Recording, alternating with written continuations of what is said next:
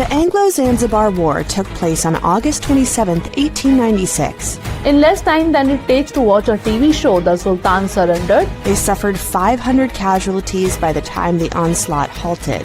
The British forces saw only one man injured. When you think of war, what comes to mind? Lengthy battles, drawn-out strategies, perhaps years of grueling conflict? Well, what if I told you there's a war that didn't last for years, months, or even days, but a mere 38 minutes? Yes, you heard that right. The Anglo-Zanzibar War, fought between the British Empire and the Sultanate of Zanzibar on August 27, 1896, is recorded as the shortest war in history. But don't be fooled by its brevity. This was a conflict full of unexpected twists, overwhelming power, and high-stakes political intrigue. What could spark a war so short? How did it end almost as soon as it began? Join us as we dive into this astonishing story, revealing the incredible details behind one of the most bizarre moments in military history.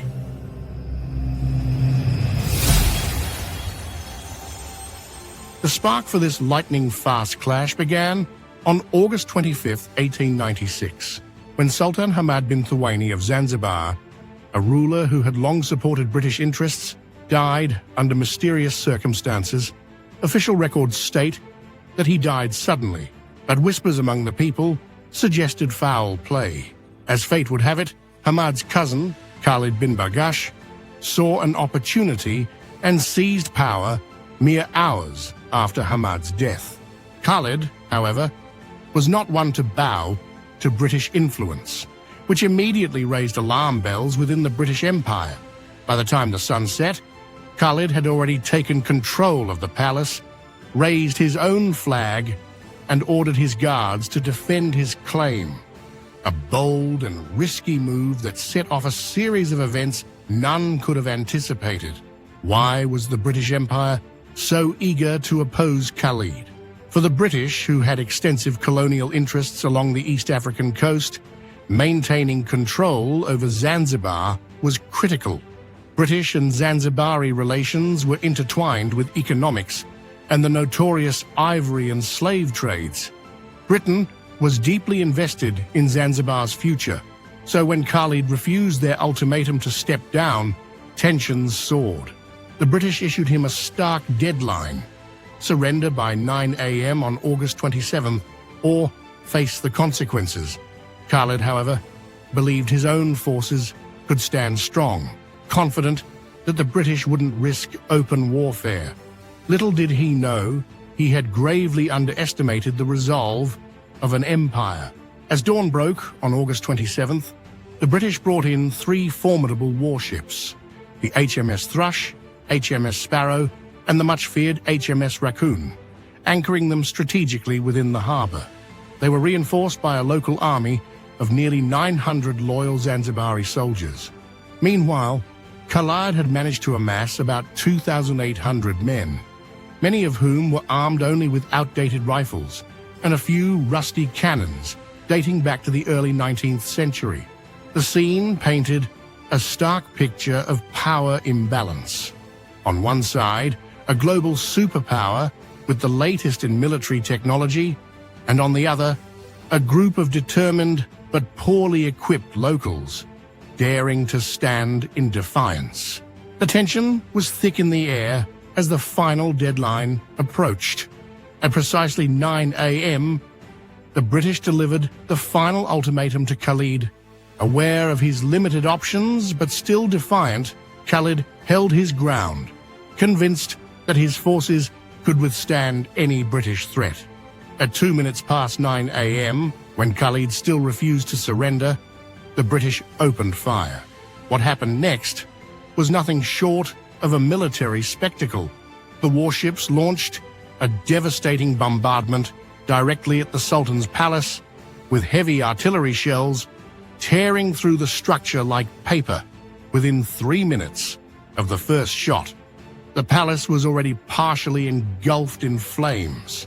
The thunderous sounds of British cannons were punctuated by cries and confusion among Khalid's forces, many of whom had never even experienced an artillery assault before.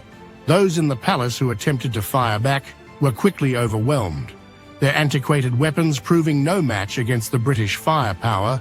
In the space of 38 short minutes, the Sultan's defences were obliterated, with reports later estimating that approximately 500 of Khalid's men were either killed or severely wounded. Meanwhile, the British emerged unscathed, suffering not a single casualty, a grim testament to the power disparity at play. At 9:40 a.m., the Anglo-Zanzibar War officially ended. The British forces tore down the Sultan's flag and declared victory, securing the swiftest end to a war the world had ever seen.